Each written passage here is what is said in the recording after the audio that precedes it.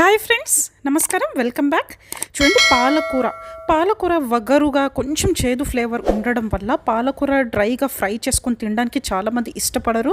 ఏమైనా ఊరికే పప్పులో వేసి చేస్తూనే ఉంటారు, ఫ్రై స్కిప్ చేస్తుంటారు. పాలకూర ఫ్రై కొంచెం వగరుగా ఉంటుందనేసి.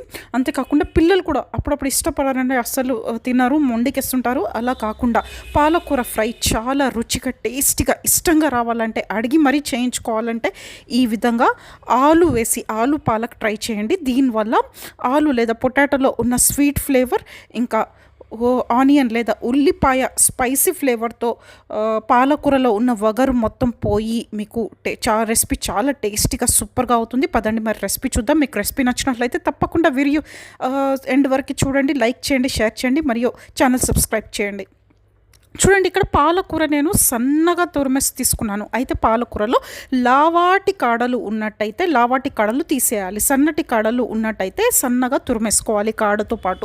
ఇక ఉల్లిపాయ కాస్త ఎక్కువ తీసుకోండి, సన్నగా తురిమేసి. 4-5 పచ్చిమిరపకాయలు, ఇంకా బంగాళాదుంప లేదా పొటాటో మీరు పొట్టు తీసేసి కొంచెం మీడియం సైజులో కట్ చేయండి. మరీ చిన్నగా కూడా వద్దు, మరీ పెద్దగా కూడా వద్దు. బంగాళాదుంప కొంచెం చిన్న సైజులో కట్ చేసేసుకోండి. ఇప్పుడు నాన్ స్టిక్ ప్యాన్ లేదా మందంగా ఉన్న కడాయిలో నూనె పోసేసి కొంచెం ఎక్స్ట్రా ఆయిల్ వేసుకోండి. ఉల్లిపాయ ఇంకా పచ్చిమిర్చి వేగేదాకా వెయిట్ చేద్దాం.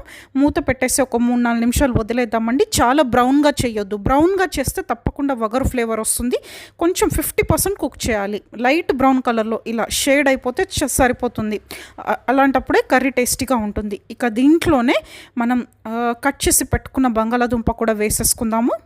ఆలు కూడా వేసేసి ఇప్పుడు దీన్ని చక్కగా మిక్స్ చేసేసి దీన్ని ఒక 5-7-8 నిమిషాల వరకు మీడియం లేదా చిన్న మంటలో లిడ్ పెట్టేసి నూనెలో మగ్గనిద్దాం. నూనెలో కొంచెం సాఫ్ట్గా అయిపోతుంది ఇది.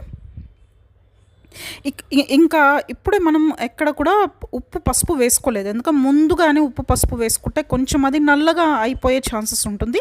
అందుకనేసి ముందు బంగాళాదుంప కొంచెం సాఫ్ట్గా అయ్యేంత వరకు వెయిట్ చేద్దాం. సరే, దీని మీద మూత పెట్టేసి ఇప్పుడు ఒక 5-8 మినిట్స్ అలా వదిలేద్దామండి.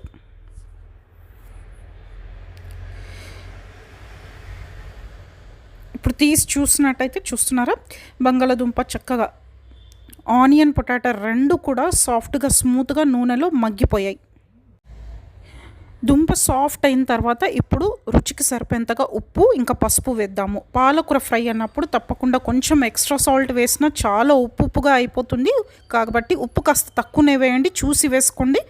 పాలకూర వేసినప్పుడు పాలకూర ఫ్రై రెసిపీస్లో, పాలకూర డ్రై రెసిపీస్లో మనం ఉప్పు తక్కువగానే వేసుకుంటే బాగుంటుంది. ఇప్పుడు దీన్ని చక్కగా కలిపేసి మళ్ళీ ఒక 2-3 నిమిషాలు లిడ్ పెట్టేసి ఇంకొంచెం సాఫ్ట్గా దీన్ని ఉడకపెడదామండి.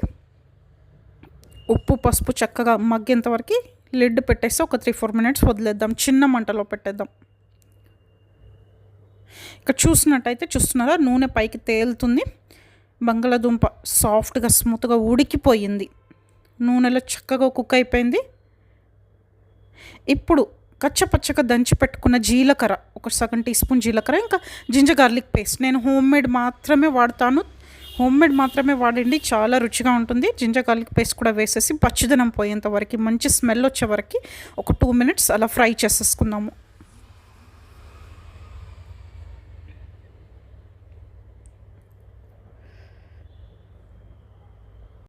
ఇప్పుడు సన్నగా తురిమేసి పెట్టుకున్న పాలకూర దీంట్లో వేసేసి బాగా మిక్స్ చేసేద్దాము.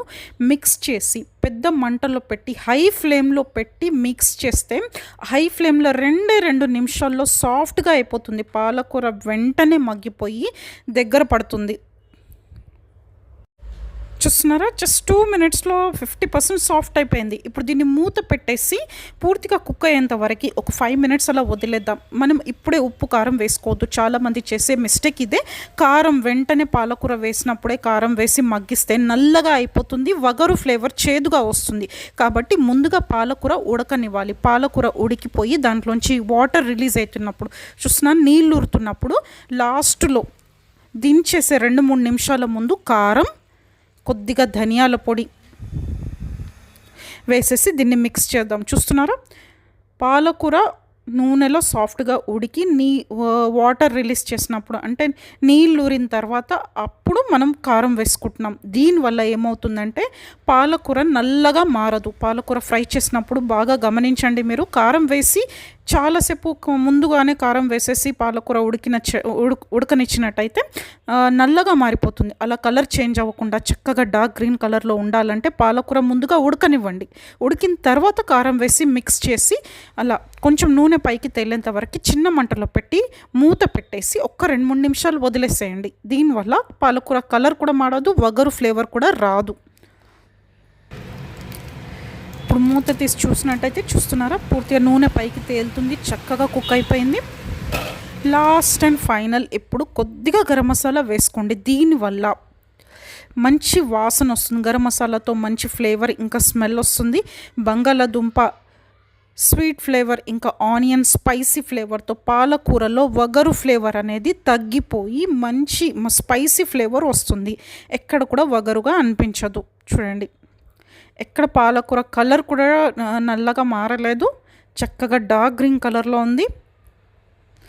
ఆకుపచ్చ కలర్లో మనకి బంగాళాదుంపలు కనిపిస్తున్నాయి. ఈ విధంగా చేసుకున్నట్టయితే మీకు రెసిపీ చాలా సూపర్గా ఉంటుంది. డెఫినెట్గా ట్రై చేయండి. మీరు రైస్, రోటీ లేదా వైట్ రైస్లో, మీరు జీరా రైస్లో ట్రై చేయండి. చాలా సూపర్ టేస్టీగా ఉంటుంది. మీకు రెసిపీ నచ్చిందని నేను ఆశిస్తున్నాను. మీకు రెసిపీ నచ్చినట్లయితే తప్పకుండా ఛానల్ సబ్స్క్రైబ్ చేయండి, రెసిపీ లైక్ చేయండి, షేర్ చేయండి. ఇంకా ముందు ఇంకెన్నో మంచి మంచి రెసిపీస్తో మేము ముందుంటాను. అంతవరకు సెలవు. నమస్కారం.